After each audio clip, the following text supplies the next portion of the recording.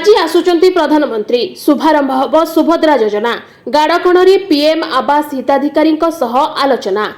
आज प्रधानमंत्री नरेंद्र मोदी ओडिशा गस्तरे आसुचंती। निज जन्मदिन अवसर में प्रधानमंत्री ओडिशा सुभद्रा योजनार शुभारंभ करेंगे।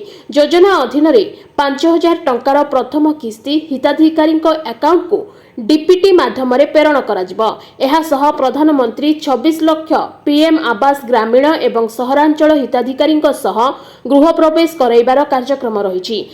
आज 11 भुवनेश्वर विमानबंदर में प्रधानमंत्री पहुंचबार कार्यक्रम रही। सेठारु से सीधासलख मंचेश्वर निकटस्थ गाड़कण जाई सेठारे पीएम आवास योजना हिताधिकारी आलोचना करेंगे। सेठारु प्रधानमंत्री 11:50 रे बाहरी 12 जनता मैदान में पहुंचे। जनता मैदान में सुभद्रा योजनार शुभारंभ करने सह अनेक प्रकल्पर शिलान्यास करेंगे। प्रधानमंत्री प्राय 2,800 कोटीर रेल प्रकल्प एवं 1,000 कोटीर जातीय राजपथ प्रकल्पर लोकार्पण एवं शिलान्यास करिबार कार्यक्रम रही। सेहीपरि 10 लाख प्रधानमंत्री आवास योजना ग्रामीण हिताधिकारी को योजनार प्रथम किस्ती देवा सह 26 लाख पीएम आवास ग्रामीण एवं सहरांचल हिताधिकारी को प्रधानमंत्री गृह प्रवेश कराइबे।